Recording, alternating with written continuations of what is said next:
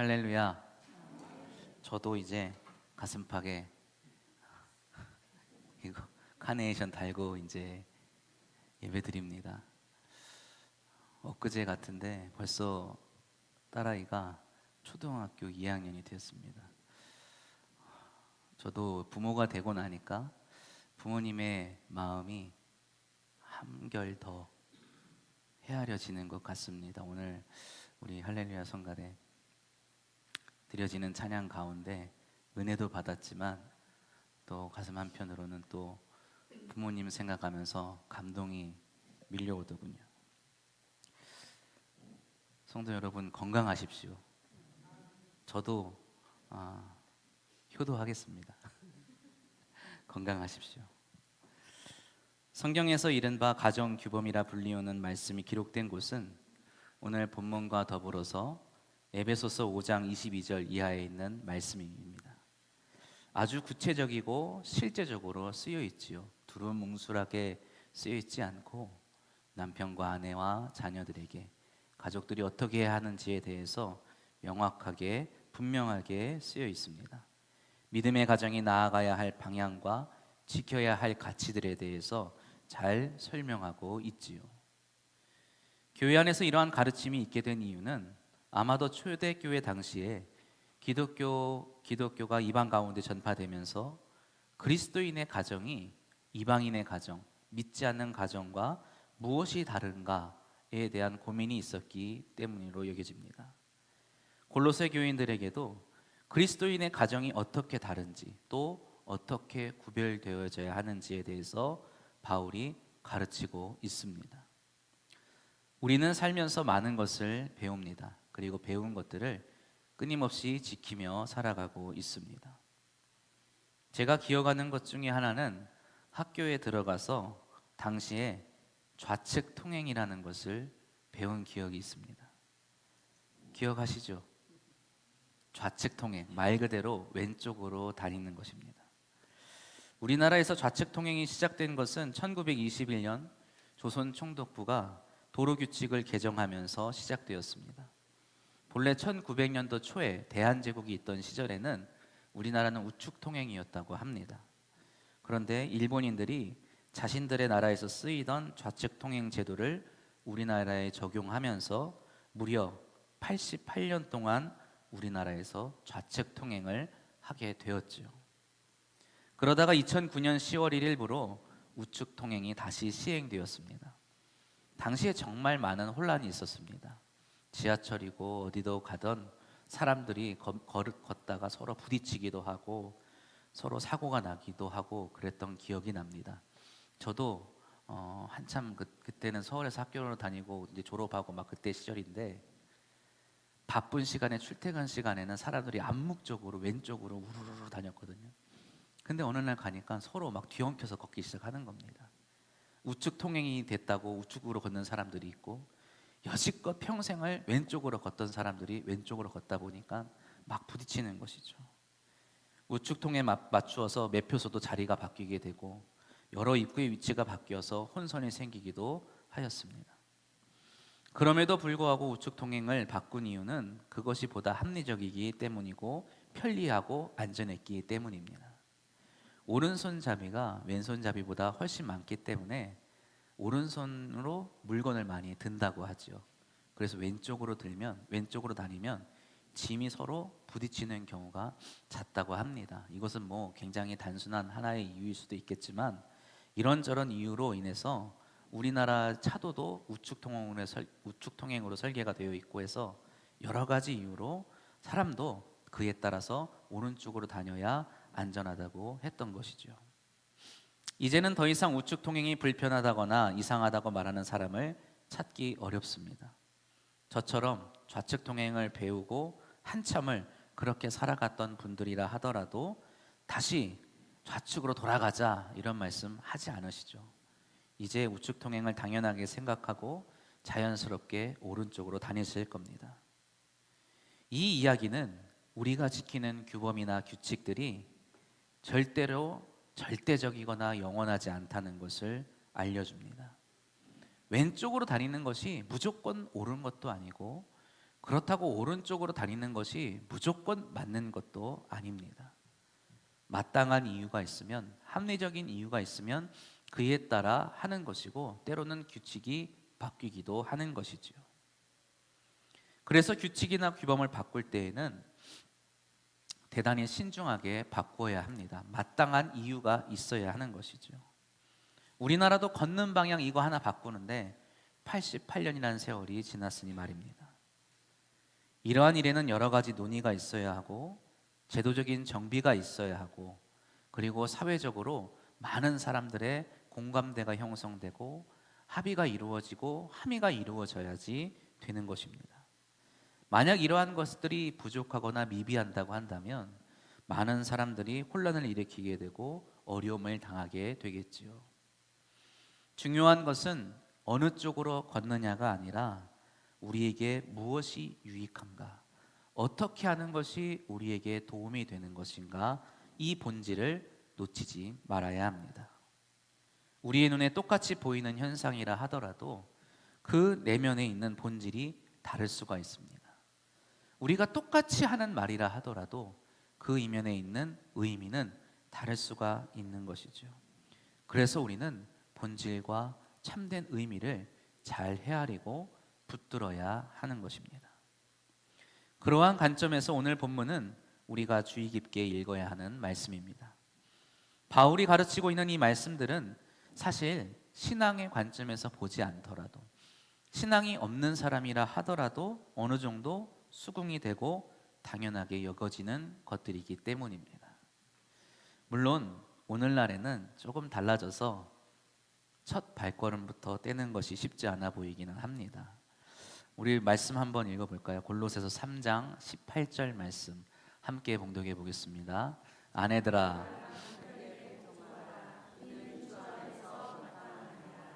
아내들에게 묻겠습니다. 복종하고 계십니까? 남편에게 잘 복종하시기를 바랍니다. 이렇게 말씀하면 저도 오늘 저녁을 스스로 해 먹어야 됩니다. 스스로 해 먹으면 다행입니다. 아내가 하자는 대로 해야죠. 밖에 나가서 먹자 하면 먹고, 굶으라 하면 굶어야 됩니다. 이미 오래전부터 바울의 이 말씀은 수많은 반발을 샀습니다. 오늘날에만 사람들이 갸우뚱하는 게 아닙니다.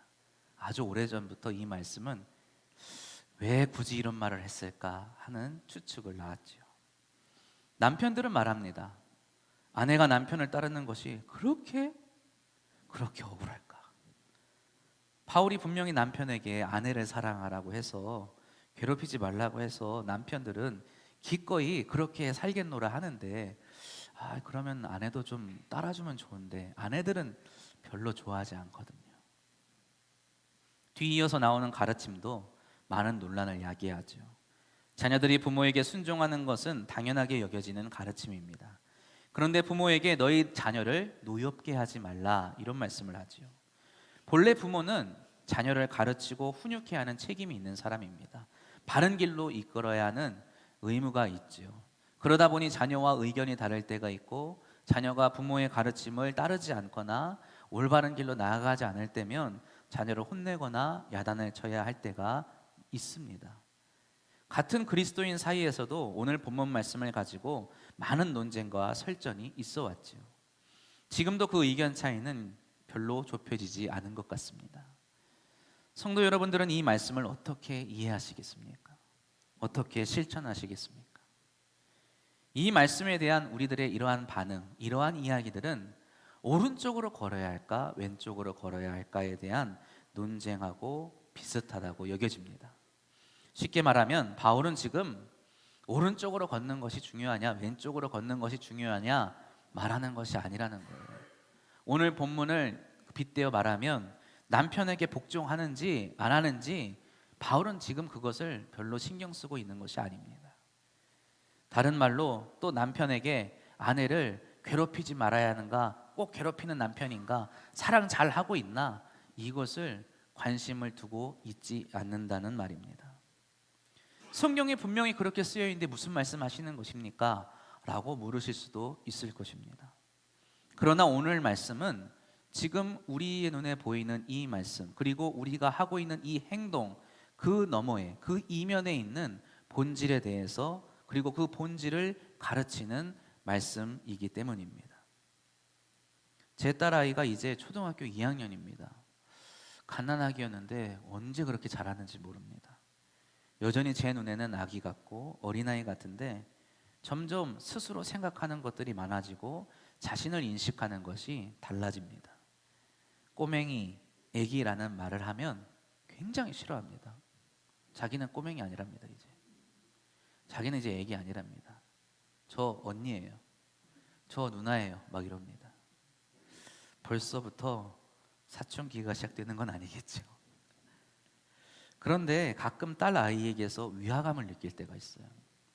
예전에는 바쁘게 막 일하고 있다가 아이가 유치원이나 학교에서 이렇게 돌아오면 다녀왔습니다 하고 인사합니다. 그러면 제가 바쁘고 정신이 없어서 말로만 잘 다녀왔니? 이렇게 말하면 대답 딱 하고 가더라고요. 근데 요즘에는 그렇게 하면 느낌이 이상합니다. 뭔가 싸늘한 느낌이 들어요. 그래서 이렇게 채고 다물고 이렇게 쳐다보면 서운한 표정으로 이렇게 쳐다보고 있습니다. 그러면 아차 싶어서 잘 갔다 왔어? 오늘 학교 재밌었어? 하고 안아주기도 하고 토닥거려 주기도 하고, 오늘 친구들하고 뭐 했어? 방과 후에는 재밌었니? 막 얘기도 해주고 같이 웃어주고 막 그럽니다. 그제서야 조금 서운한 마음이 풀리는 것 같더라고요. 아이가 이제는 그냥 들리는 말에 그냥 그치는 것이 아니라 그 너머에 있는 아빠의 마음을 점점 인식하기 시작하는 겁니다. 아빠가 정말 내 말을 듣고 있나? 아빠가 정말 내가 학교 갔다 온 걸 반기고 있나? 이런 걸 따지는 것 같아요. 바울이 살던 시대에도 가정에 관한 법률이 있었습니다. 가정에서는 남편의 책임과 아내의 의무가 있었고, 그것을 잘 지킴으로 인해서 가정이 평안할 수 있었습니다. 부모는 자녀에게 보호자였고, 자녀는 그러한 부모에게 순종과 존경을 드렸습니다. 덧붙여서 그 당시 집에는 종과 상전도 있었는데, 이들 사이에서도 종은 상전에게 순종하고 상전은 종에게 마땅히 해야 할 신의를 지켜야만 했습니다. 그러한 관계 속에서 그러한 규칙이나 법을 잘 지킴으로 가정이 정말 평화롭게 잘 유지될 수 있었던 것이지요. 그러한 가운데 바울은 그리스도인의 가정은 새로운 규칙 아래에서 평화를 이루어야 한다고 가르치고 있습니다. 보이는 현상은 같아 보일지도 모릅니다. 남편과 아내의 관계가 믿는 가정이나 믿지 않는 가정이나 별반 다를 것 없어 보여요. 부모와 자식 간의 관계에도 믿는 사람이나 믿지 않는 사람이나 그 가정을 들여다보면 별반 다르지 않아 보일 때도 있습니다. 요즘 시대에는 오히려 믿지 않는 가정에서 부모가 자녀를 대하는 것이 때로는 더 살갑고 더 아이들을 존중하고 존경하는 모습을 볼 수가 있기도 합니다. 그러나 눈에 보이는 것이 비슷하다 하더라도 그것이 같은 것은 아닙니다. 바울이 가르치고자 하는 것은 세상 사람들이 따르고자 하는 세상의 가르침과는, 세상의 규칙과는 전혀 다른 것입니다. 바울이 우리에게 또 성도에게 가르치는 것은 그 행동 이면에 있는 마음가짐이라고 할 수 있습니다. 그것은 우리는 그것을 신앙이라고 부르기도 합니다. 이것을 잘 설명하는 것이 에베소서에 있는 동일한 가르침을 주고 있는 말씀입니다. 오늘 본문에 있는 가르침의 일종의 주속, 설명이라고 할 수가 있겠죠. 에베소 본문을 염두에 두고 우리가 이 말씀을 잘 읽어본다면 우리가 서로 복종하고 사랑하며 순종하고 인자하게 대해야 하는 이유는 바로 주님 때문입니다. 세상 사람도 평화를 추구합니다. 세상 사람도 사이좋게 지내는 걸 좋아하죠. 좋은 관계를 유지하고 싶어 합니다. 그 이유는 무엇일까요? 자신에게 유익이 되기 때문입니다. 이기적인 이유로 평화를 추구하는 것입니다. 예레미야 9장 8절 말씀을 보면 그들의 혀는 죽이는 화살이라 거짓을 말하며 입으로는 그 이웃에게 평화를 말하나 마음으로는 해를 꾸미는 도다라고 말씀합니다. 그들은 이웃에게 평화를 말합니다. 그들은 이웃에게 잘 지내자고 합니다. 우리는 이웃이니까 잘해야 한다고 말하지요. 그러나 자신에게 유익이 되지 않는 순간 언제든 상대방을 해할 준비가 되어 있는 사람들입니다. 평화를 말하는 이유가, 평화롭게 행동하는 이유가 상대방에게 있는 것이 아니라 나에게, 내 안에 있기 때문입니다. 그러나 예수님은 우리에게 평화가 무엇인가에 대해 이렇게 말씀하고 보여주십니다. 누가복음 23장 33절 34절 말씀 우리 함께 봉독해 보겠습니다. 해골이라 하는 곳에 이르러 거기서 예수를 십자가에 못 박고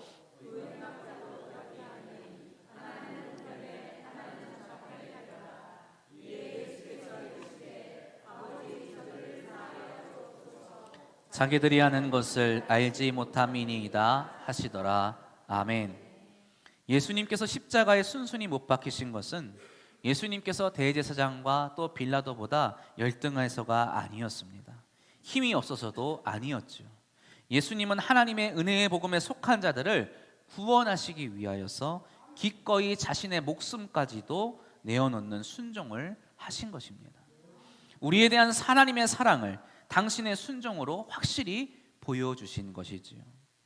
그렇기 때문에 우리 역시 십자가에 달리신 그 예수님을 바라보면서 우리가 부끄러워하지 않고 그분을 나의 구주요, 나의 구세주요, 나의 주님으로 고백하며 믿고 따르고 순종하는 것입니다.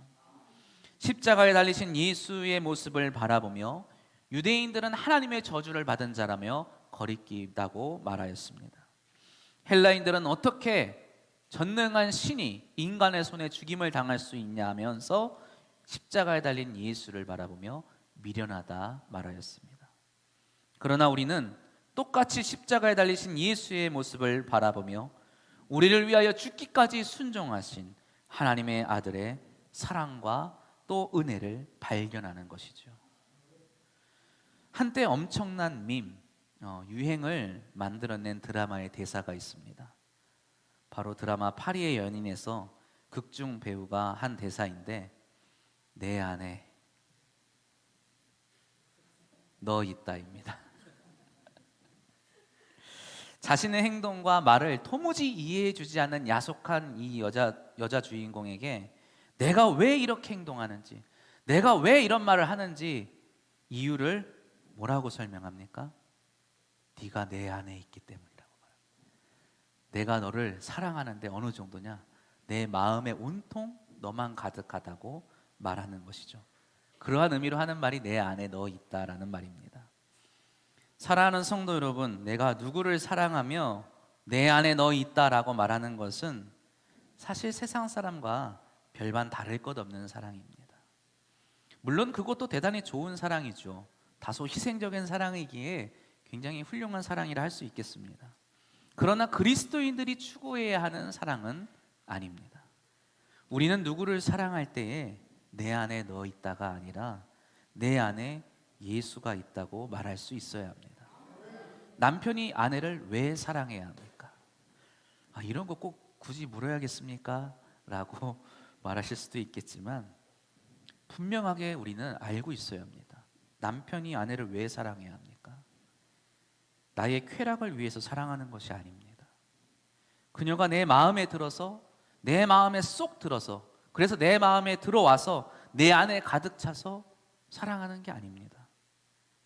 그리스도께서 그녀를 위해 목숨을 버리셨기 때문에 주님이 사랑하시는 것처럼 나도 그녀를 사랑하는 것입니다. 나의 쾌락이 허락되지 않는다고 해도 아내랑 지내면 항상 행복할 줄 알았습니다. 아니더군요. 힘들 때도 많습니다. 답답해요. 때로는 막 억울합니다. 때로는 화가 날 때도 있어요.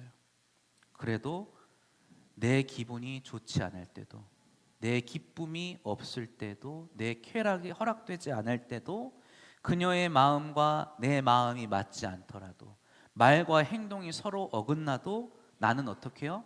사랑할 수 있어야 하는 겁니다. 그것이 그리스도를 닮은 사랑입니다.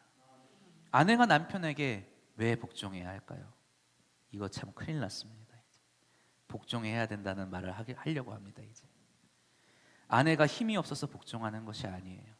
남편이 돈 잘 벌어다 주니까, 남편 때문에 아주 편하게 사니까, 혹은 내 기분을 너무 잘 맞춰주니까 나도 잘 따라주는 것, 그런 거 아닙니다. 그리스도께서 우리를 사랑하셔서 우리를 위해 십자가에 달려 죽으셨기 때문에 우리가 그와 함께 십자가에 달려 죽는 것처럼, 우리가 기꺼이 내가 그리스도와 함께 십자가에 못 박히겠습니다 라고 말하는 것처럼, 남편이 사랑하는 아내를 위해서 삶을 바쳐 헌신하고 가정을 위해서 열심히 수고하는 것을 나도 또한 귀하게 여기고 그거에 발맞추어 살아가는 것을 의미하는 것이죠. 그렇게 남편과 하나가 되어 삶을 동행하는 것입니다. 부모가 자식을 노엽게 하지 않는 이유가 어디에 있습니까? 하나님께서 우리의 연약함을 끝내 참으시어 우리의 의가 아닌 당신의 의로 우리를 구원하셨기 때문입니다. 우리의 자녀의 어리석음과 부족함에 분을 내지 말고 그리스도의 자비하심과 긍휼하심을 따라 자녀를 바른 길로 이끄시기를 바랍니다. 사랑하는 성도 여러분, 내 안에 그리스도가 계십니까? 그렇다면 내 안에 계신 주님을 위하여서 내 아내를, 내 남편을, 자녀를 사랑하시기를 바랍니다.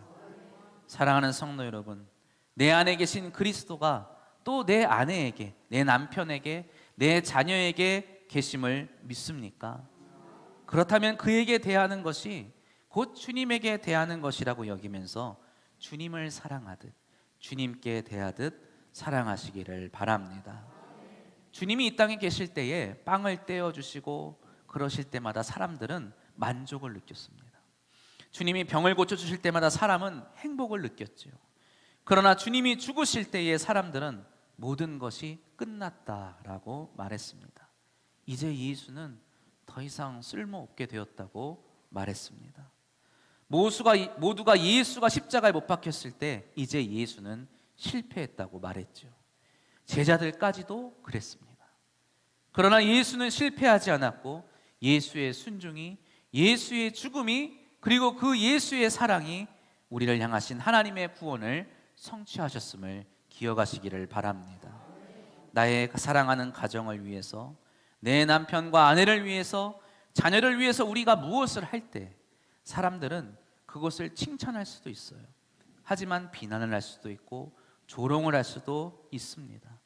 그러나 우리가 내 남편과 아내를 위해서, 자녀를 위해서, 가정을 위해서 무엇을 하든지 그 안에, 그 이면에 주님을 위해서 또 주님과 같이 한다고 한다면 그것은 우리 가정을 살리고 회복시키는 평화의 능력이 될 줄로 믿습니다.